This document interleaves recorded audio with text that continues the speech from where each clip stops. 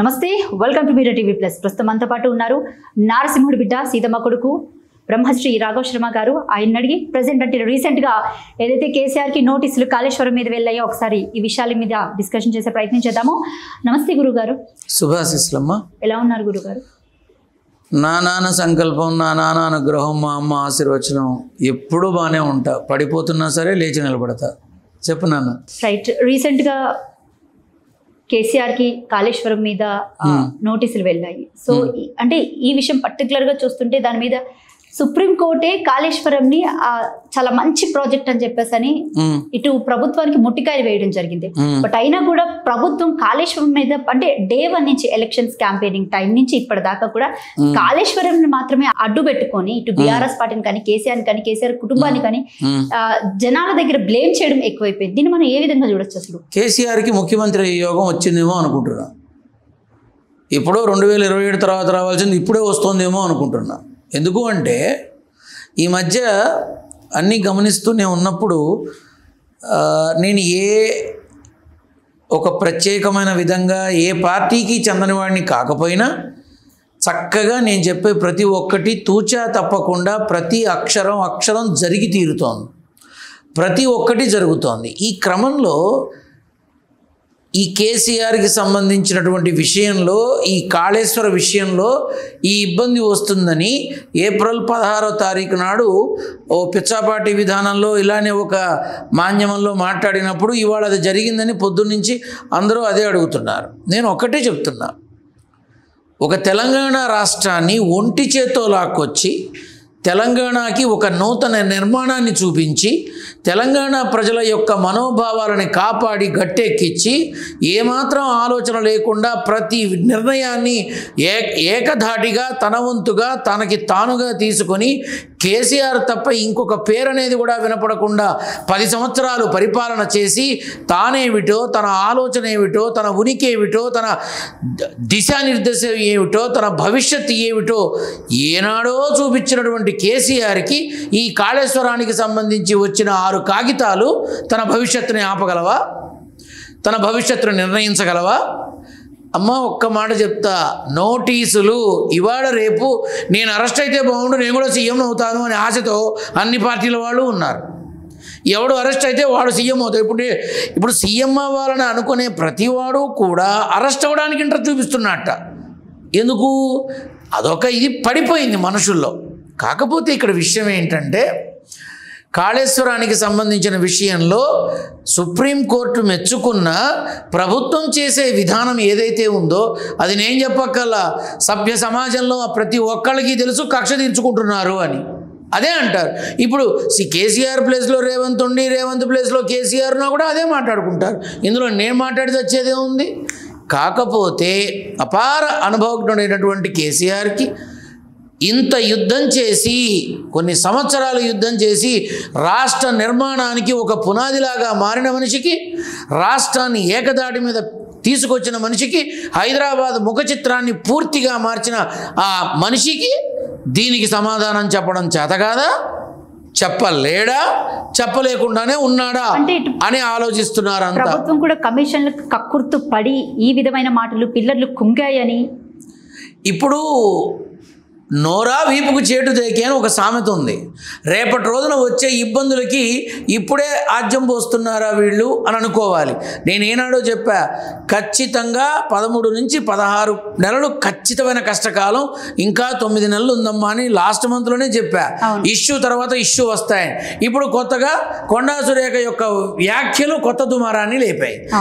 అంతకుముందు మన మంత్రి శ్రీధరబాబు గారి దగ్గర ఆమె మాట్లాడిన ఉద్యోగానికి సంబంధించి, ఏరోనాటికల్ ఇంజనీరింగ్కి సంబంధించి అదొక దుమారం లేచింది.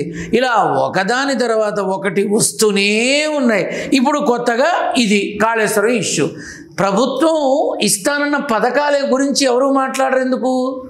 ప్రభుత్వం చేస్తాను అన్న పనుల గురించి ఎవరు మాట్లాడరు ఎందుకు? 100కి 100% తెలంగాణలో ఎవరికీ హామీలు అందల. 100కి 100% కొంతమందికి అందాయి. ఏ భజనగాళ్ళకో డప్పు వాయిద్యాలకో ఇక మిగతా వాళ్ళకి అందాయి. కానీ 100కి 100 మందికి అందల. ఇది అందరికీ తెలుసు. నేను ఏ పార్టీ వాడిని కాదు. నా దగ్గరకు వచ్చే చాలామంది మాకు వచ్చాయని చెప్పిన వాళ్ళు ఉన్నారు, మాకు రాలేదని చెప్పిన వాళ్ళు ఉన్నారు. కాబట్టి ఇక్కడ చూడాల్సిన విషయం ఏంటంటే కాళేశ్వరానికి సంబంధించినటువంటి విధానం ఏదైతే నోటీసులు ఇచ్చారో మాజీ ముఖ్యమంత్రిగా ఒక పార్టీ జాతీయ నాయకుడిగా అపార అనుభవజ్ఞశీలిగా ఎన్నో పుస్తకాలని అవపోసన పట్టినటువంటి ఒక విజ్ఞావేత్తగా ఇట్లా చూస్తే ఎన్నో రకాల అమ్ముల పొదిలో ఎన్నో అస్త్రాలు ఉన్నాయి. అవసరం వచ్చినప్పుడు అస్త్రం తీసి వేస్తారు, ఆ కాగితం కాస్త చిరుగుతుంది. ఇంతకు మించి ఏమవుతుంది? ఏమీ కాదు. ఇంకా పథకాలన్నీ అటకెక్కేసినట్టేనా? పథకాలు అటకెక్కాయా, గోతంలో కట్టారా, పైన పెట్టారా అనేది పక్కన పెడితే మీరే ఆలోచించుకోండి. నేను చెప్పాను ఆ సమయం నుంచి ఈ సమయం దాకా ఎన్ని పథకాలు ఎంత పర్సంటేజ్లో అయినాయి, ఎన్ని పథకాలు ఎంత పర్సంటేజ్లో అయినాయి? ఏమీ లేవు. ఇదే క్వశ్చన్ నేను డైరెక్ట్గా వెళ్ళి గాంధీ భవన్లో ప్రశ్నిస్తేనే పథకాల గురించి ఎందుకు మాట్లాడుతున్నారు, జరుగుతున్నాయి కదా, పాలన గురించి మాట్లాడితే కూడా మాట్లాడనివ్వకుండా అక్రమ కేసులని అవని ఇవని కెమెరాలు లాక్కొని మరి ఫుటేజ్లు డిలీట్ చేస్తున్నారు, దౌర్జన్యానికి దాడులకి మీద పాల్పడుతున్నారే తప్ప ఎక్కడ కూడా అంటే ఇప్పుడు మా లాంటి వాళ్ళు ఎవరైనా వెళ్ళి ప్రశ్నిస్తే కూడా ప్రశ్నించడానికి వీలు లేకుండా ఈ భావస్వేచ్ఛను కూడా అడ్డుకోవాలని ప్రయత్నిస్తున్నారు. కానీ ఇక్కడ మీరు తెలుసుకోవాల్సిన విషయం ఏంటంటే భావస్వేచ్ఛని అడ్డుకోవడం అనేది కొత్త ఏం కాదు. గొంతెత్తి మాట్లాడిన ప్రతి ఒక్కళ్ళ మీద ఒక చట్టపరమైన నిర్ణయాలతో చట్టపరమైనటువంటి యాక్షన్స్ తీసుకోవడం జరిగింది. వాళ్ళు బయటికి రావడం కూడా జరిగింది. దీన్ని ఏమంటాం మనం? నిజం చూపిస్తే ఆ నిజంలో తప్పు చేసిన వాడు ఖచ్చితంగా గొంతు నొక్కుతాడు, తప్పు చెయ్యని వాడు మరోసారి ప్రయత్నం చేస్తాడు. ఈ మధ్యలో పడి నలిగిపోయేది ఎవరు? సామాన్య ప్రజానీకం. ఇంతేగా 100కి 100% ప్రభుత్వం ఇచ్చిన హామీలు 100కి 100% 100 మందికి అందాయా? చెప్పగలరా? లేరు. కాబట్టి ఈ విషయంలో మీరు ఎన్ని ప్రయత్నాలు చేసినా కూడా ప్రభుత్వ పరిపాలనలో డొల్లతనం కొంత ఏర్పడింది. ఇది అందరికీ తెలిసిందే. ఇష్యూ తర్వాత ఇష్యూ వస్తున్నాయి తప్ప ఏమవుతున్నాయి? అయినా అదేంటి తెలివైన వాడు, చాలా గొప్ప ఇంటెలిజెంట్ రేవంత్ రెడ్డి ఏ పని చేయలేకపోతున్నాడమ్మా, తన చేతిలో లేదు. అంటే మీరు రేవంత్ రెడ్డిని, మన సీఎం రేవంత్ రెడ్డిని ఎందుకు తప్పుపడుతున్నారు? తన చేతిలో లేదు. ఏది తీసుకోవాలన్నా పైనుంచి తనకి ఒక ఆజ్ఞ రావాలి, ఆ ఆజ్ఞనే ఇంప్లిమెంట్ చేయగలడు. ఇప్పుడు తనే ఒక రకమైన అనిశ్చితిలో ఉన్నాడని ప్రపంచమంతా తెలుసు. ఇక ఇందులో అనుమానం ఏముంది? తను తీసుకోగలడా నిర్ణయం? ఢిల్లీ వెళ్ళి రావాలి. తను చెప్పగలడా నిర్ణయం? ఢిల్లీ వెళ్ళి రావాలి. వాళ్ళు ఆజ్ఞాపిస్తే ఇక్కడ ఆచరణలోకి వస్తుంది. హైకమాండ్ నుంచి రాకుండా ఎవరైనా కాంగ్రెస్లో హైదరాబాద్లో అంటే తెలంగాణ రాష్ట్రంలో ఏ కాంగ్రెస్ మంత్రి అయినా సీఎంతో సహా ఎవరైనా సరే సొంత నిర్ణయాలు అమలు పరిచి ఇది మేము చేసామని చెప్పగలరా? లేదు.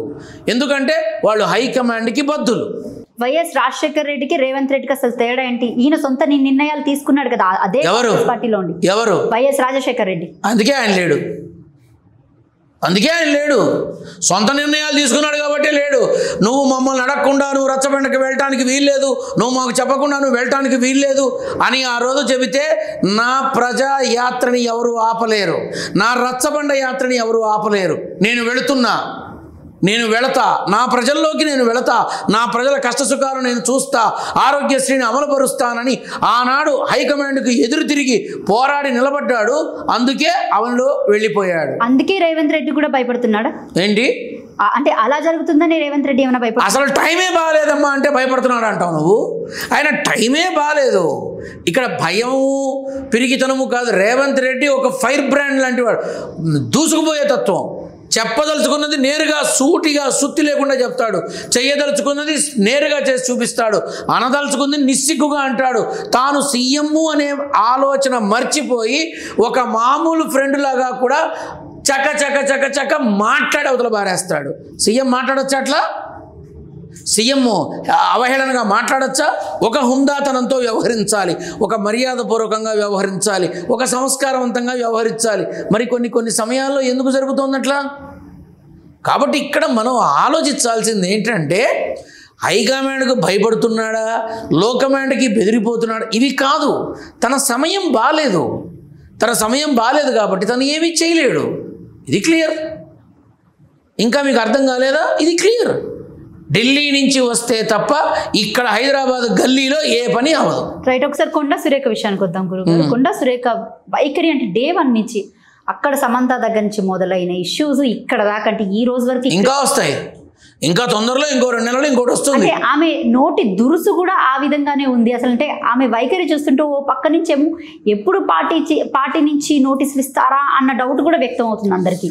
ఇప్పుడు తనకి సంబంధించిన విషయంలో ఒక ఆడపిల్ల పట్ల తాను ప్రస్తావించిన వ్యాఖ్యలు మనసుకు చాలా కష్టం కలిగి ఆ రోజు నేను చెప్పా, ఇది తప్పమ్మా, ఆ బిడ్డ కూడా ఆడబిడ్డే, చక్కగా పిలిచి పసుపు కుంకం పెట్టి ఆశీర్వచనం చేసి పంపమ్మా అన్న. అది జరగదు కూడా. ఎలా జరుగుతుంది? అప్పుడు తప్పు ఒప్పుకున్నట్టేగా.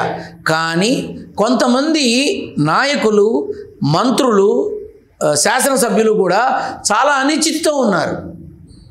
ప్రభుత్వం వచ్చి ఇన్నాళ్ళైనా మాకో పొజిషన్ లేదు, ప్రభుత్వం వచ్చి ఇన్నాళ్ళైనా మాకో గతి దిగితి లేదు.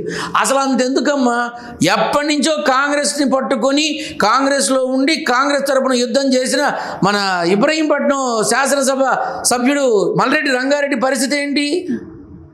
నేను నేరుగానే అడుగుతున్నా. కాంగ్రెస్లోనే కదా పుట్టి పెరిగిందంతా, కాంగ్రెస్ కోసమే కదా కష్టపడిందంతా, 10 ఏళ్ళు వ్యతిరేకంగానే ఉన్నాడుగా అందరికీ. మరి ఈరోజు అసలు శాసనసభ్యుడైన వెంటనే మంత్రి పదవి ఇవ్వాల్సిందా ఆ మనిషికి? ఎందుకు ఇవ్వలా? దేనికి ఇవ్వలా? ఉందా మీ దగ్గర సమాధానం? మీ దగ్గరే కాదు, ఎవరి దగ్గర లేదు. ఎందుకంటే హైకమాండ్ నుంచి వచ్చే కవర్లో ఉన్న పేర్లే ఉంటాయి, ఇంకెవరి ఉండవు. ఇది అందరికీ తెలిసిందే. నేను దేనికి బెదరని వాడిని కాబట్టి ఉన్న విషయం మాట్లాడతా. ఇక్కడ చాలామంది అనుభవజ్ఞులు దాదాపు 2-3 సార్ల పైనే ఎమ్మెల్యే అయిన వాళ్ళు కూడా ఏ ఉన్నతమైన స్థానంలో లేకుండా సింపుల్గా శాసనసభ్యులాగా వాళ్ళ జీవితాన్ని ముందుకు తీసుకెళ్తున్నారు. మనకు యోగం ఉంటే వస్తుంది, లేకపోతే లేదు అనుకుంటున్నారు. నేను ఆనాడు చెప్పా మీతో, మీరు అరిచి మొత్తుకున్న ఉగాదికి మంత్రి వర్గ విస్తరణ జరగదు అని చెప్పా. ఈ రోజు దాకా జరిగిందా? లాస్ట్ ఇంటర్వ్యూలో కూడా జూన్ దాకా జరగదు అని చెప్పారు. అన్నా జరిగిందా? జరగలేదు. అయిపోయా. చూద్దాం జూన్ 18 తర్వాత ఏమన్నా అవుతుందేమో, అసలు ఏం మార్పులు వస్తాయో, ఎవరు కదిలిపోతారో, ఎవరు ఊడిపోతారో, ఎవరు నిలబడతారో, ఎవరు పడిపోతారో, ఏమైనా జరగచ్చు. ఎందుకంటే చాలామందికి తెలుసు ప్రస్తుత కాంగ్రెస్ పరిస్థితి అనిశ్చితి. బాహాటంగా ప్రజల కోసం యుద్ధం చేసేటటువంటి ఫిరోజ్ ఖాన్ లాంటి వాళ్ళ పరిస్థితి ఏంటి? పార్టీలో అసలు గుర్తింపే లేదు కదా వాళ్ళకి. ఫిరోజ్ ఖాన్ లాంటి వాళ్ళ పరిస్థితి ఏంటి? తాడోపేడో తెలుసుకునే మనిషి. అటువంటి మనిషికి ఏమన్నా ఉందా విలువ? లేదు. మరి మల్రెడ్డి రంగారెడ్డి పరిస్థితి ఏంటి? మొత్తం ఏకతాటి మీద 30-40 వేల మెజారిటీతో గెలిచిన మనిషి. ఆ మనిషిని ఎలా గౌరవించాలి? ఏమైనా ఉందా? లేదు. ఇప్పుడు కామెంట్స్లో వీడు వాళ్ళ తొత్తు, వీళ్ళు వాళ్ళ పేటీఎం బ్యాగ్ బొచ్చడు అనుకుంటారు. కానీ పళ్ళున్న చెట్టుకే రాళ్ళ దెబ్బలని నిజం చెప్పేవాడికే ఇటువంటి మాటలను నేను నిర్ణయించుకుంటా. లాస్ట్ ఇంటర్వ్యూలో మనం మాట్లాడుకున్నప్పుడు అందాల పోటీల డిస్కషన్ వచ్చినప్పుడు మీరు ఒక మాట, మన సంస్కృతి కాదు ఇది, మనకి అంటే మన దగ్గర జరగాల్సినవి కాదు ఇవి అని చెప్పేసి మాట్లాడారు. ఏమో మీ మాటలు పట్టుకొని వాళ్ళు ఏమైనా ఆలోచించుకున్నారో ఏమో తెలియదు, కానీ బేసిక్గా ఆ అందాల భామలకి ఎవరైతే 170 కంట్రీస్ నుంచి వచ్చారో వాళ్ళందరికీ చీరలు కట్టడం, గుళ్ళకి తీసుకెళ్ళడం, మన సంస్కృతి మన సంప్రదాయాలను చూపించే ప్రయత్నం అయితే చేశారు. బట్ నిజంగా చెప్పండి, ఈ అందాల పోటీల వల్ల ఏమైనా అంత రాష్ట్రానికి జనాభా ఎక్కువ ఉన్న రాష్ట్రంలో, జనాభా ఎక్కువ ఉన్న ఊర్లో ఇలాంటివి జరిగితే బాగుంటాయి. ఈ అందాల భావాలందరినీ ఒక్కసారి అదేదో చార్మినార్, లాడ్ బజార్ చూపించారు. పాపం ఆ రోజు అమ్ముకునే చిరు వ్యాపారులు అందరి నోట మట్టే. అలాగే యాదగిరి గుట్టకి తీసుకెళ్లారు, ఇంకో చోటకి తీసుకెళ్లారు. అలాగే వీళ్ళు అలా ఏదో కొంచెం అలా రైట్ తీసుకొని ఆ లూంబిని పార్క్ దాటి సెక్రటరీ కూడా చూపించారు. పేదవాడికి చూసే దిక్కులేదు ఇక్కడ. పేదవాళ్ళందరికీ, చూడలేని వాళ్ళందరినీ తీసుకెళ్ళి సచివాలయం వారానికి ఒకరోజు సచివాలయ సందర్శనం అని చెప్పి అందరికీ చూపించే ఒక కార్యక్రమం పెడితే సచివాలయం అంటే ఇలా ఉంటుంది అని అందరికీ తెలుస్తుంది. అది లేదు. కానీ వీళ్ళని మాత్రం అన్ని చోట్లకి తిప్పారు. ఆ తిప్పేది ఏదో అలానే వచ్చి అలా కాస్త రైట్కి తీసుకొని లెఫ్ట్కి తీసుకుంటే గాంధీ హాస్పిటల్ ఉంటుంది. అది కూడా చూపించవచ్చు. అలాగే ఉస్మానియా హాస్పిటల్ ఉంటుంది, అది కూడా చూపించవచ్చు. ఏజ్ చూపించారు కదా, ఏజ్ అంటే అది ఎలా ఉంటుందో అందరికీ తెలుసు కాబట్టి, ఇవి ఎలా ఉంటాయో అందరికీ తెలుసు కాబట్టి. అమ్మ ఒక మాట చెప్పనా, నేను ఇంతకుముందు కూడా చెప్పా, ఈ అందాల భావన కోసం అన్ని దేశాలు 170 దేశాలు అక్కర్లేదురా నాయన. గచ్చిబౌలి, మాదాపూర్, కేబుల్ బ్రిడ్జ్ ఈ చోట్లకి వెళితే అద్భుతమైన అందాల భావనలు 175 కాదు 275 మంది దొరుకుతారు. బ్రహ్మాండమైన ఫిగర్లు ఉంటారు, అసలు మామూలు అందం కాదు. ఒక్కొక్కళ్ళకి కాలి గోడి కూడా సరిపోరు ఈ వచ్చిన గడకర్రలు, చెరుకు గడలు, కర్ర పుల్లలు అని నేను ఆ రోజే చెప్పా, ఈరోజు చెప్తున్నా. ఏముండి చచ్చిందని? ఏమీ ఉండి చావదు.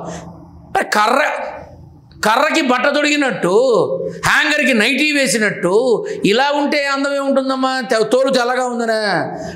ఫేర్ అండ్ లవ్లీ క్రీమ్ వాడుకున్నా కూడా తెల్లగా ఉండి చేస్తాం. ఇవన్నీ నాకు అనవసరం. ఈ అందాల పోటీలు వచ్చి నాకెందుకు వచ్చిన పెంట. కానీ ఈ అందాల పోటీలు చేసే వాళ్ళందరికీ హైదరాబాదులో అన్నీ చూపించినట్టుగానే మన సునీత విలియమ్స్ని కూడా తీసుకెళ్ళి వాళ్ళ ముందు పెట్టి ఇదమ్మా మా సునీత అని చూపించుంటే బ్రహ్మాండంగా ఉండేది. ఇదమ్మా మా సానియా మీర్జా చూపించుంటే చాలా అందంగా ఉండేది. ఇదమ్మా మా కరణం మల్లీశ్వరి అని చూపించుంటే బాగుండేది. ఇలా చెప్పుకుంటూ పోతే ఎంతోమంది మహిళా శిరోమణులు మన దగ్గర ఉన్నారు, బ్రహ్మాండమైనటువంటి వాళ్ళు ఉన్నారు. సినిమా ఇండస్ట్రీలో ఉన్నారు, పొలిటికల్ ఇండస్ట్రీలో ఉన్నారు, అదేంటి బిజినెస్ ఇండస్ట్రీలో ఉన్నారు. ఏరి మన అపోలో ప్రతాప్ రెడ్డి గారి అమ్మాయి సంగీతారెడ్డి ఇదమ్మా అపోలో హాస్పిటల్కి రథసారథి అని చెప్పి చూపించుంటే బాగుండేది. మన ఇంట్లో ఉన్నటువంటి వజ్ర మణి మకుట మాన్యాలని మనం చూసుకోం, బయట నుంచి తీసుకొస్తాం.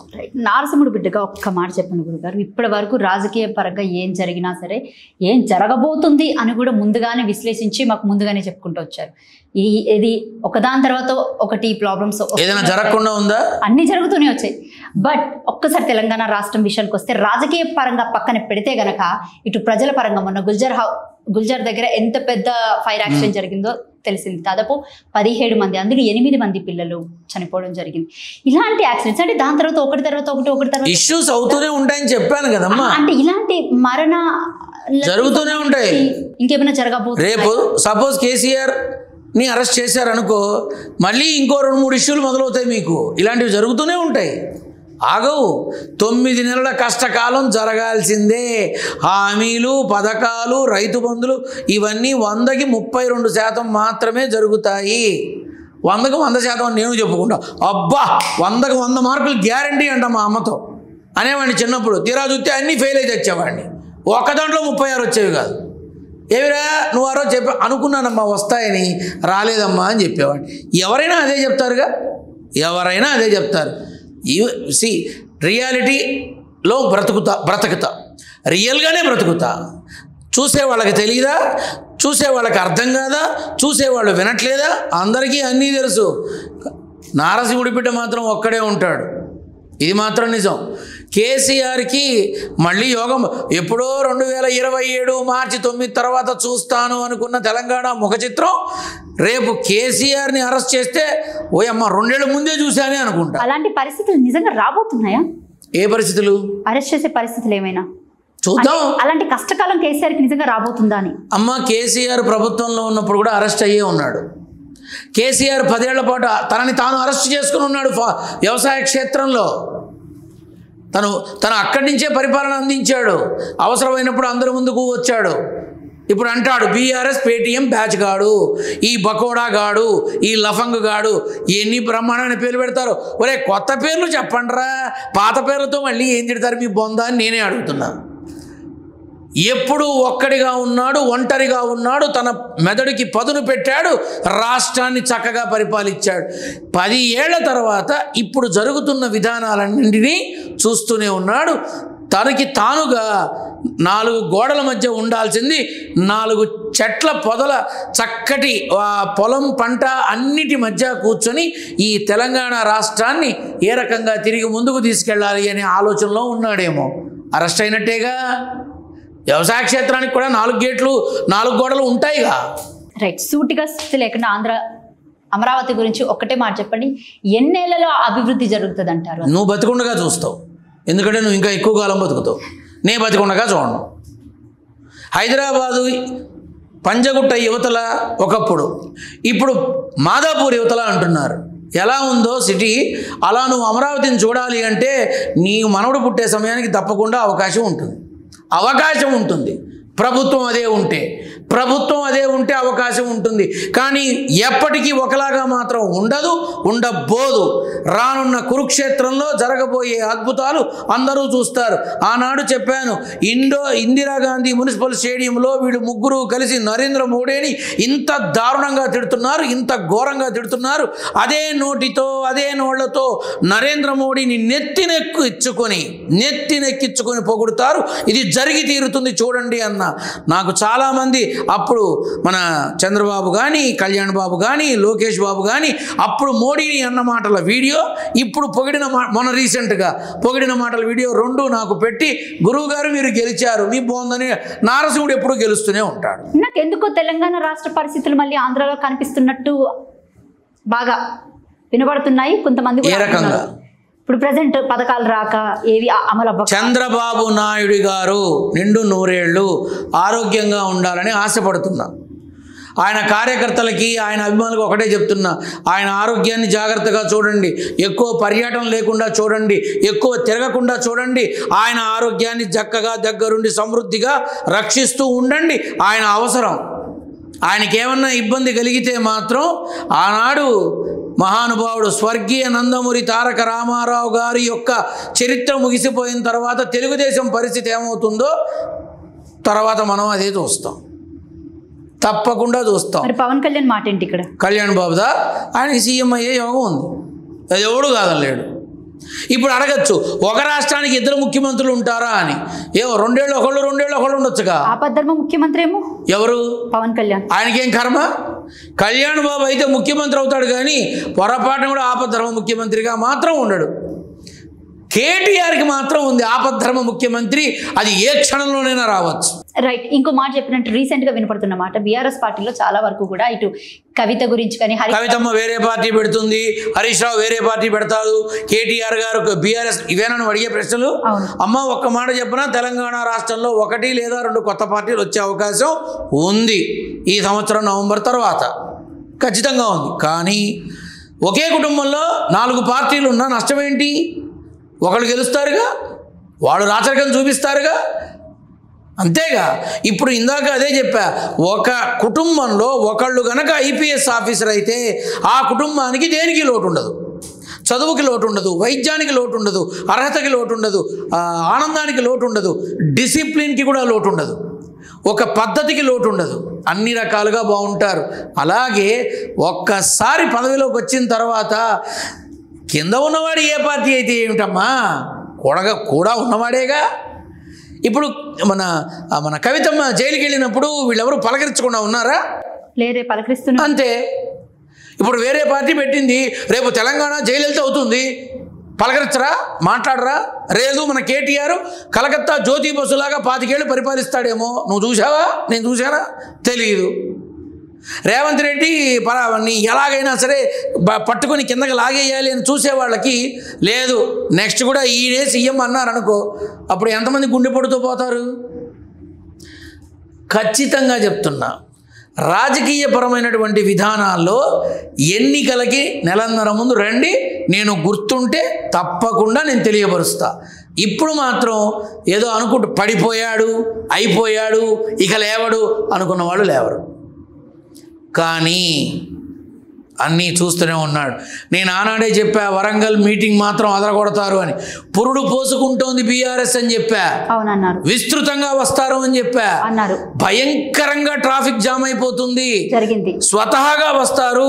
బిర్యానీ పొట్లాలకి, వాటర్ బాటిళ్ళకి, 500కి బస్సులో తీసుకురావడానికి కాదు, వాలంటరీగా ల్యాండ్స్ ఇస్తారు అని చెప్పా. ఏదన్నా అబద్ధం అయితే అప్పుడు జరగబోయేది కూడా అబద్ధమే. అన్ని పచ్చి నిజాలు. అది అర్థమయ్యే వాళ్ళకి అర్థమవుతే చాలు. సీతమ్మ కొడుకు నారసింహుడి బిడ్డగా భగవత్ సేవకుడిగా మీ మాధ్యమం ద్వారా ఒకటే చెప్తున్నా, నా ప్రాణం పోయిన లాజిక్లు మ్యాజిక్లు జిమ్మిక్కులతో మాట్లాడను. నారసింహుడి బిడ్డగా నరంలోనూ నారసింహ తత్వంతోనే ఉంటాను, సీతమ్మ కొడుకుగానే ఉంటాను. నన్ను ఎవరు ఏం మాట్లాడినా, ఎవరు ఏమనుకున్నా, ఎవరు ఏ విమర్శించినా నాకు అన్నీ తెలుస్తాయి. అప్పుడు నేను ఏం చేస్తానంటే, నాన్న నేను నీ బిడ్డ అని నేను చెప్పను కానీ నువ్వు చూడు నాన్న అంట. అప్పుడు నా నాన్న ఏం చేస్తాడు, వీడు నారసింహుడి బిడ్డరా అని నిరూపించుకుంటాడు. పరీక్ష నా నాన్నకి నాకు కాదు. కాబట్టి భగవత్ సేవలో కల్మషం, దోషం, మోసం నేను బ్రతికుండగా ఉండదు. అదే జరిగిన రోజు నాడు ఈ ఆయువు తీరిపోతుంది, ఊపిరి ఆగిపోతుంది, ఉసురులో కలిసిపోతుంది. ఇది తథ్యం, ఇదే నిత్యం. తథాస్తు, శుభమస్తు. ఇది నారసింహుడి బిడ్డ సీతమ్మ కొడుకు బ్రహ్మశ్రీ రాఘవ శర్మ గారితో ప్రత్యేక ఇంటర్వ్యూ. మరొక ఇంటర్వ్యూతో మళ్ళీ కలుద్దాం. Thank you.